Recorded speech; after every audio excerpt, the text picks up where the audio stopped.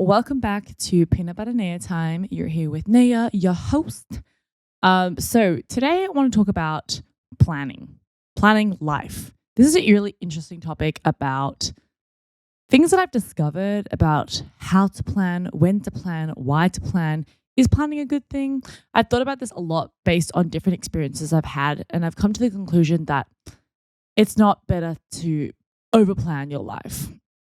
And I'll kind of dig into what I mean by like overplan, and kind of the different ways that you can plan without it being like a real toxic experience on your life.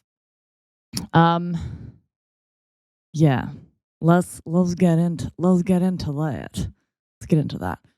Right. So I think like growing up as a child, as I've shared, I think frequently in these podcasts, I was a bit of an airy fairy child. I wasn't very ambitious. Didn't really have like a strong goal. Never was like, I just wasn't one of those like I wasn't born out of the womb and was like, I'm a go getter. Let's go get this. Let's get this. I was definitely like, woo, let me discover and chill and just going through my vibes, being a kid, right? But I was never in like a super strict regimen. I think my dad in primary school, was trying to definitely teach us to be a little bit more disciplined, learn to like read a dictionary, like underline lines and like sit us down and talk us through it and find out what the origin of the word is, how to spell it, do like math regularly, do reading regularly. So I think just the normal things that a parent does to try and like set discipline and boundaries for a child, which I do not disagree. Planning for a child is like important, but I think there are different ways to go about this, and especially as you come into like your teens and university, like adulthood, working, so much of this planning is really dictated by your view on this and how it works for you. So I do think like up until the age of maybe you're 13, 14, your parents do really push you about like do set the plan for you, right? They not push you, but they set the plan for you and they encourage you and help guide you into things because you're a still growing human and you don't know what you like and what you don't like. But I do think from my experience, and as I am now as a 27-year-old woman with lots of experiences, I think for my age, I think that not having a plan gives you a lot more adventure in life and a lot more opportunities to learn about yourself and experience life. And I'll give you some examples of this. So I would say that like coming out of high school, I don't think I actually knew what I wanted to do. Like everybody at my school was pretty academic. We had a really academic year level, did really well in like our final year IB and International Baccalaureate and like VCE, which is what we did in Victoria. And so in a group of high achievers, I think, and naturally being that age, you kind of see what everyone else does, see what kind of you think suits you. But I don't think I had a strong sense of identity of like, this is what I like. This is who I am. Like, I'm an artist. I'm a scientist. I'm a mathematician. Like, no.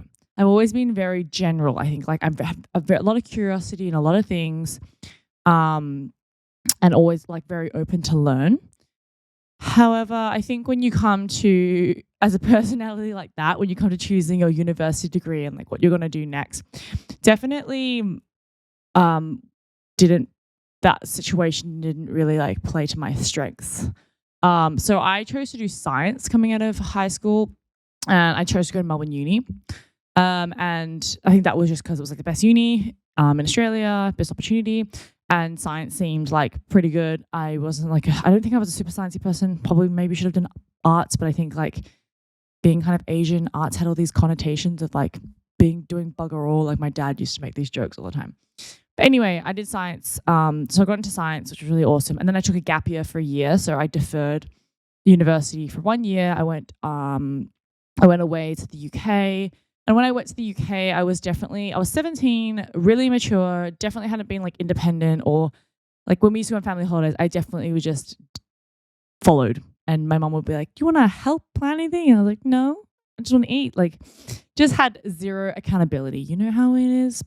So I think that year away really helped me to understand who I was as a person and what I liked and didn't like, what my strengths were, and just set me up a foundation of at least understanding myself better as I came into adulthood at the age of 18. So when I returned from my gap year, I entered into university and I started doing science. And I chose to do computer engineering. And the story behind this is so funny. And if my friend, one of my like really close friends, Gordon from university and just general life, he it's so funny. So he laughs at me all the time for this story. But anyway, I wanted to do computer engineering because I caught a flight home from, I think, from the UK back to Melbourne. And I watched this show, the movie called The Intern, which is about Owen Wilson and I think Vince Vaughn. They go to Google and they do an internship at Google as like older adults. And then at the time of their life, it's pretty much an ad for Google, like very much so an ad for Google. But at that time, I didn't really realize it. And I was like, oh my God, I want to be a computer engineer. That looks so fun. Like, I'm going to do that. So I remember coming in hot and meeting my friend Gordon. I've been doing orientation. He was like, oh, what do you want to do? I was like, yeah, computer engineering. I watched The Intern. I felt really inspiring. Like, I want to do that. And then like, I want to go to San Fran and work. I'm pausing for just mourning my very ambitious and idealistic, but very poor understanding of herself. So even after my gap year, I thought I understood myself better. But then that just proves I did not. But you know, life is all about evolving and growing as a human. So I would just like to say, I think I've come really far. But these are the funny things to look back on and just like understand where you've come from and why over planning is not a good idea. So I was all set, like, I'm going to do computer engineering. Like, this is what I'm going to do. I had like all this unjustified confidence in myself, which is probably better than no confidence. But anyway, so I did computer engineering. I did one semester of that. Failed. What's it called? Calculus 1, and failed the robotics class. Mind you, I definitely took advantage of my classmates in class and was like, please, can you help me build this robot and make it move and dance? Anyway, it was not for me. And after I remember I failed those 2 subjects and my mom was like, oh, okay, what do we do now, la? Yeah, so my mom was actually really nice and chill about it. She didn't pressure me. She wasn't like, oh my God. My mom is not a typical Asian mom. She's very be free and be good at your grades, but also be smart about what you do. So she didn't freak out, which was really good because it didn't put extra pressure on me to feel like, what am I doing? So I realized that maybe computer engineering was not for me. So I took this real sharp turn to geology because one of my cousins is a geologist and is really good at being a geologist and working in the oil companies and stuff like that. Anyway, so I was like, maybe I can study rocks and get a job there. So that wasn't a failure. It was just like me realizing this isn't really for me. And so by then I had a pretty bad university score. And I was like, you know what? I need to really take a step back and think about like who I am and what suits me and what plays in my strengths. So by taking away all this planning of this idea of having to fit myself into this bucket of science, because that's what I had planned, and going down that road, I thought, okay, I think I'm very much so more of an analytical person. I like reading. I like writing. What plays in my strength is probably not math, probably not science and like conceptual things that are like sciencey. And I realized, okay, you know what? I'm going to just take all my electives and try out law. So I thought as well, like, hey, I might not be a lawyer in the end, but I think law is a really good foundation for a lot of business things, if you want to run a business, you want to work in strategy, if you want to work in business ops functions, like it's just good to have that sort of way of thinking and mindset. So I decided to do these law electives and it worked really well for me. I did really well in those classes. But then I remember going to look at moving to Bachelor of Arts and doing a law degree at Melbourne Uni. And I was like, okay, that's just going to take forever because I had to get my grades up to get the transfer, then had to also do 3 years of a Bachelor of Arts, and then apply for a JD, which, let's be real, I probably wasn't going to get into the JD at Melbourne Uni. And so I was like, you know what? I'm going to be strategic and take this opportunity to move to Deakin, which had a Bachelor of Laws, was willing to take me mid-year. And so I did it. And so I think that's the first time I really thought strategically about my life, as opposed to nailing myself down and attaching myself to a plan. And so I want to dig into this a little bit more about being strategic versus having a plan. And I think that's why I'm kind of in my role that I am in now, being a product manager and like looking at a strategy and road mapping. But anyway, I think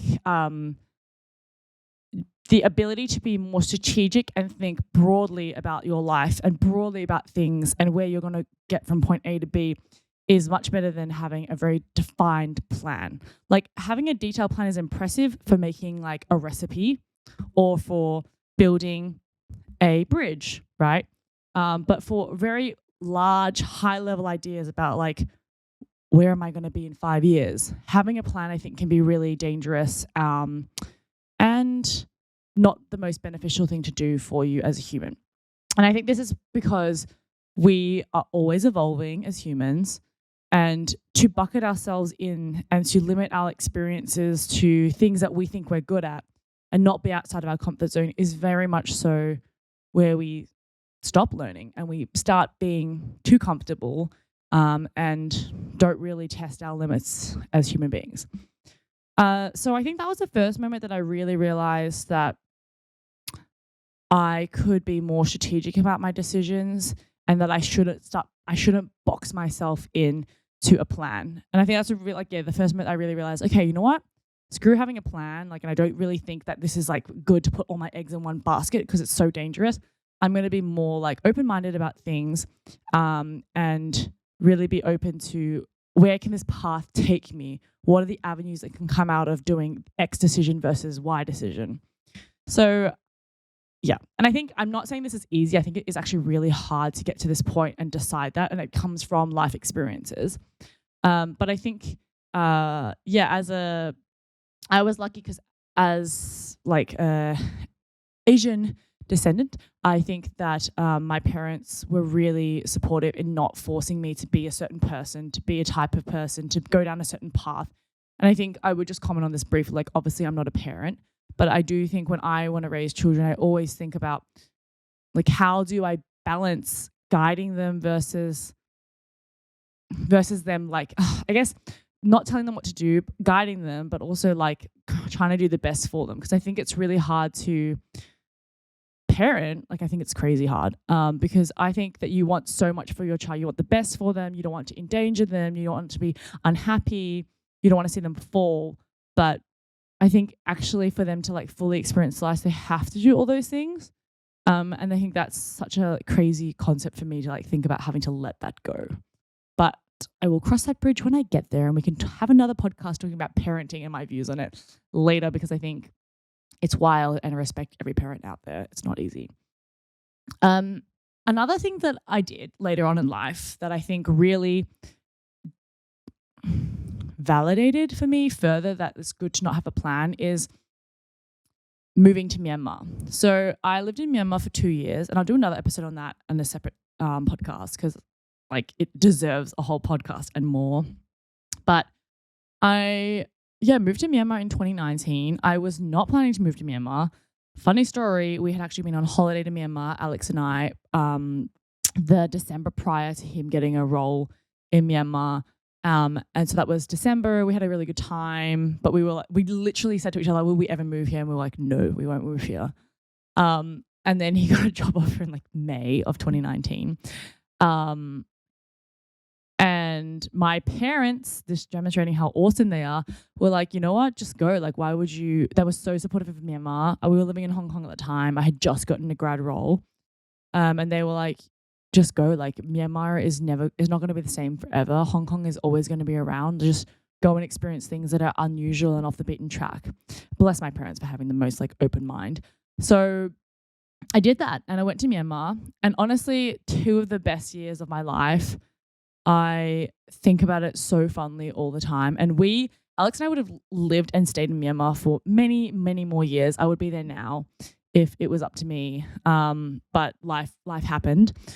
So yeah, I think that's a classic example of no, I would never have put in my plan move to Myanmar or even thought about move to Myanmar because growing up, it's not really one of the top places you think of moving when you're coming from Australia, right?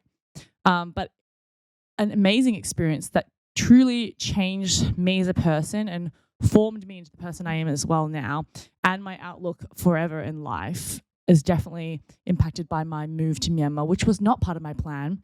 But when I looked at that and I thought it was scary, I thought of it as a strategic approach of like, hey, a new life experience is going to add more value to who I am. So why not? And I think that leads to an interesting kind of next thing that I wanted to talk about, which was I think that to be in a space where you don't feel like you need to plan everything and to be able to be more strategic in your view and your approach, you really need to have a good understanding about who you are as an individual. Just a baseline fundamental. So maybe I have a really good idea. Just have a good baseline idea of like your values, your core values, and what you like and don't like. So I do think, here I'll break it down for you. I think you should be a little bit more of a planner in your younger years when you're growing up. Like just go with the flow with the parents. Try lots of things, classes, subjects, sports, friends. And I think that's why in primary school, in elementary school, wherever you're listening from, they do make you do like a wide range of subjects, keep you really broad. That's why I think international baccalaureate suited me because it kept me in touch with a lot of different subjects without starting to box myself into like just sciences or humanities or math. So I think if you can keep yourself as broad in terms of your interest and what you try out when you're young, it gives you a good idea of understanding like what my strengths are, what my weaknesses are, and not just serving yourself towards your strength.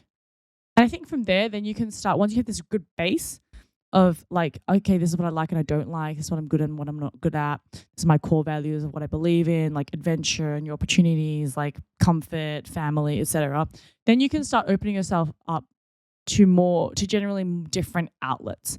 So I think, and you can start being more strategic. So say you're at your final year of high school, you're choosing universities, you can start thinking, okay, right, so maybe I'm not 100% clear in like my passion. I don't have found this innate passion for like being a doctor, right? So then maybe I like a little bit of reading, I like a little bit of like history, I like a bit of math. Find something that helps you stay broad, study all those things, and doesn't box you into just like one output of a degree. Because I think when you get to university and you start evolving, you start to realize like you like different things. And one thing I learned in university was that just because you like it also doesn't mean that you're good at it.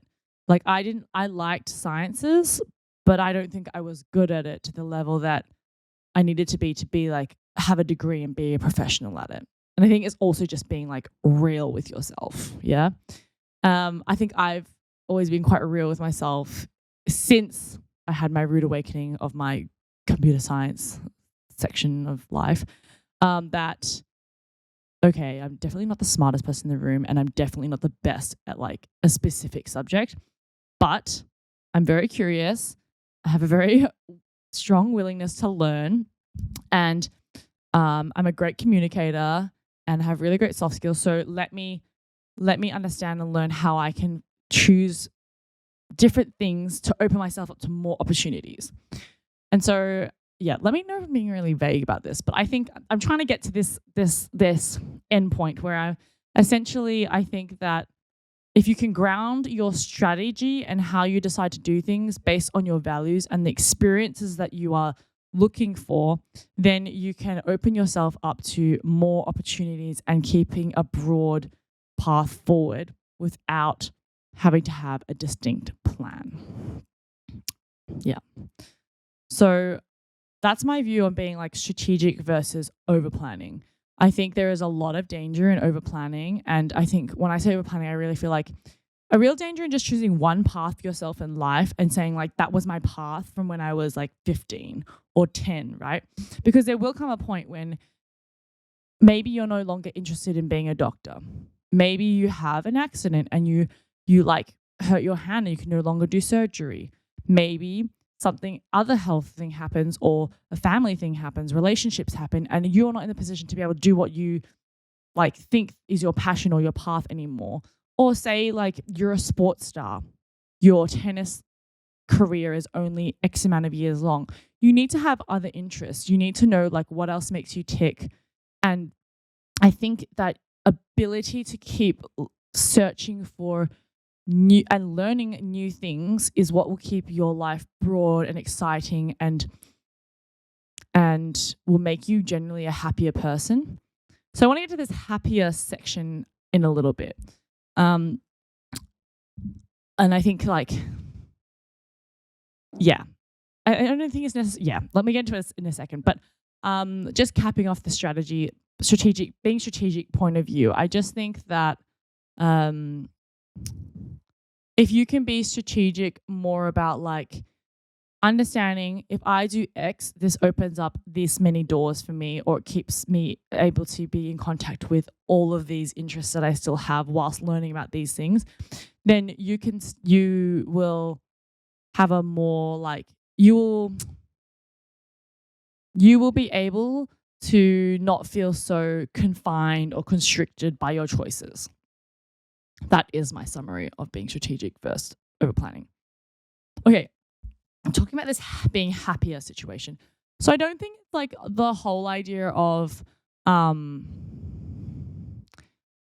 so when I say I think be happier, this comes from I think I'm like is not planning so deep in so much detail and like over planning your life and being over structured in your path forward into the future, making you a happier person. And I think overall I would say yes. I think that there is truth in the whole notion of like being present and being able to live in the present moment without thinking too far into the future. I do think thinking too much about the future can be really crippling. And don't get me wrong, I think sometimes I definitely feel like a bit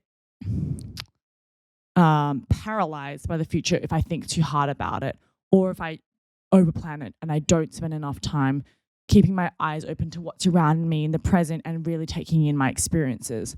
I think in the moments that I have been very present and said yes to things in the present and been very aware of my surroundings and what I was currently experiencing, I was able to really yield the best memories and learnings from those experiences. Versus, I think when you're trying to multitask and you're trying to think about your future whilst being present for others in conversation, in like relationships, in work, it does make it really hard for you to bring your best self.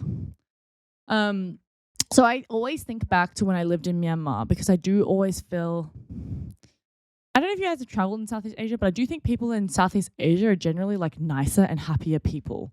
And you can see it like in their faces. They're not like when you meet a person from Myanmar, they are just generally really nice. Same with Indonesia. Like they're so nice, so willing to help you, not really being like over analytical of like, what am I getting out of this conversation? What am I getting out of this like interaction? You know, it's not so transactional in the engagements. And I think it's definitely more like, how can I help you? Like I genuinely want to help you get from point A to B, find that restaurant, like find this salon you're trying to go to. And I think to a degree, it's this in Southeast Asia or specifically in Myanmar, I can speak to the most. I felt like the people felt more present because I feel that they felt they were less distracted by the noise around them. And I do think that has to attribute to the country being definitely like poorer and in a more impoverished state than somewhere like Australia, where we were born into like efficiency and like everything happening at once. Like technology, education, like great water. There's all these things that you take for granted. But living in Myanmar, I definitely learned to take all those things, like to value all those things so with so much weight. You know, I used to get excited about traffic, like a pedestrian crossing being built or like a new road being laid out, because these are not things that you have access to so naturally and like um, with such accessibility in Myanmar.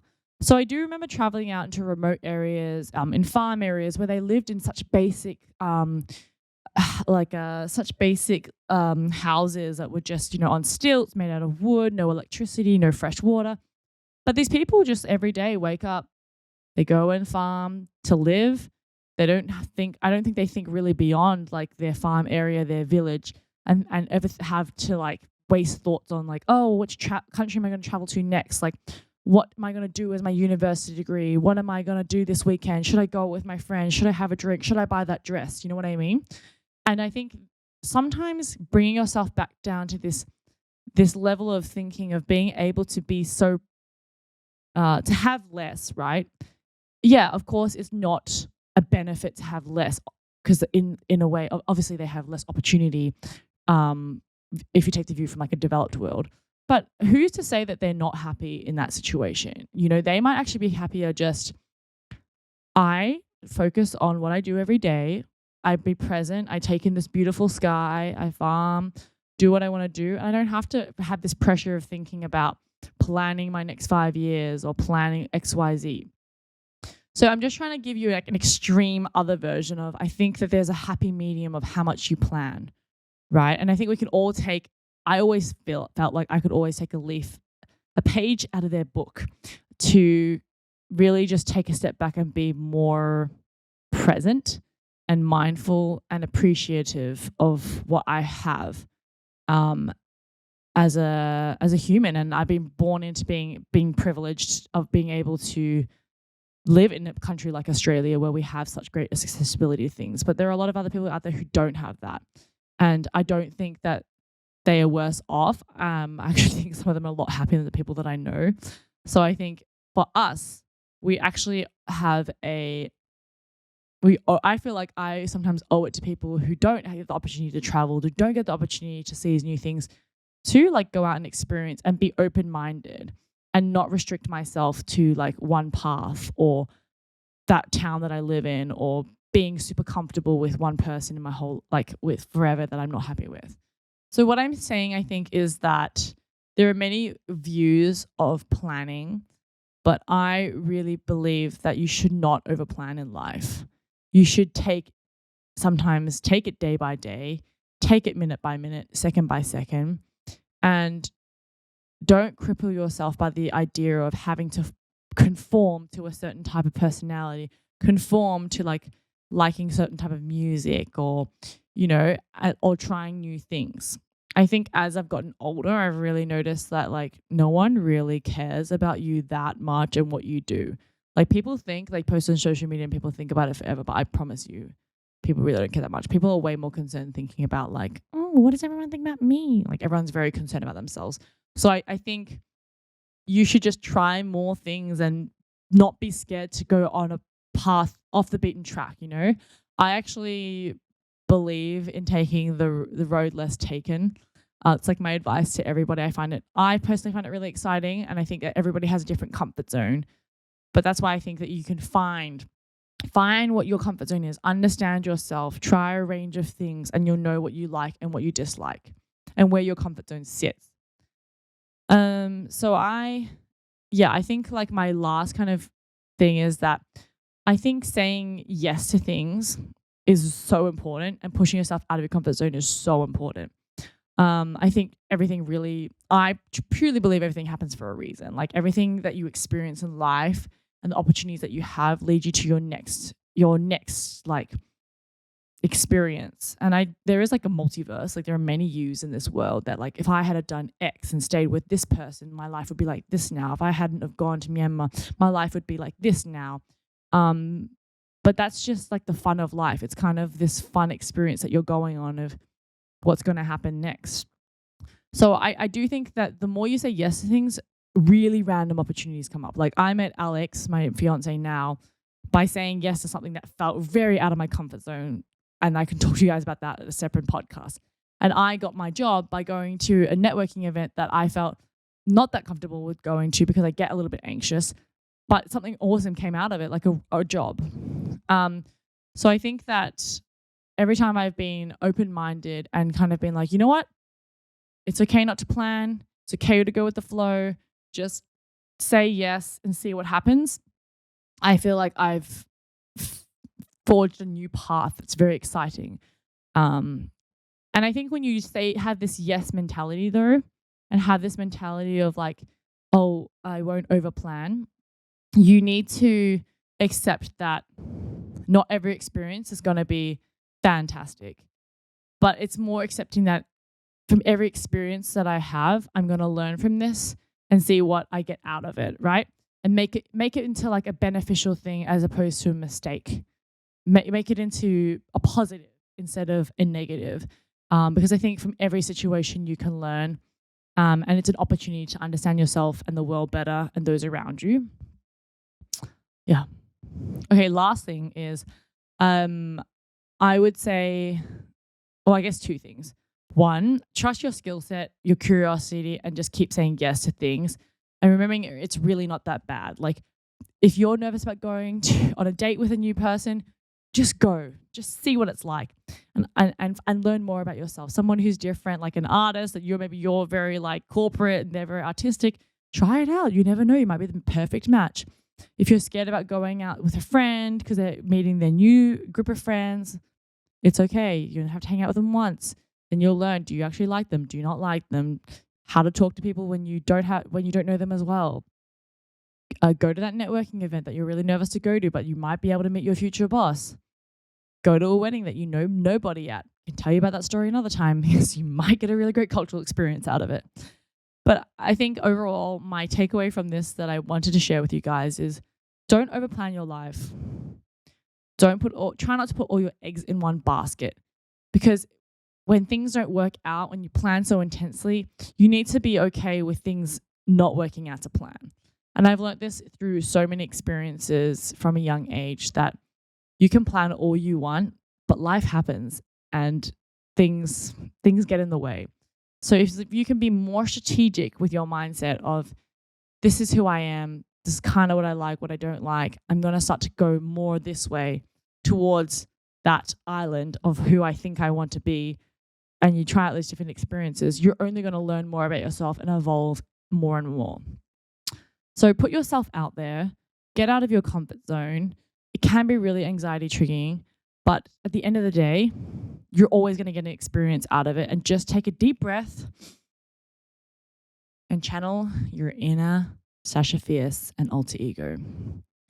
Okay, well, I hope you guys enjoyed this podcast. Before I go though, I do need to give my peanut butter tidbit of the week. So I don't know if you guys have ever tried Maver's, great Australian peanut butter brand.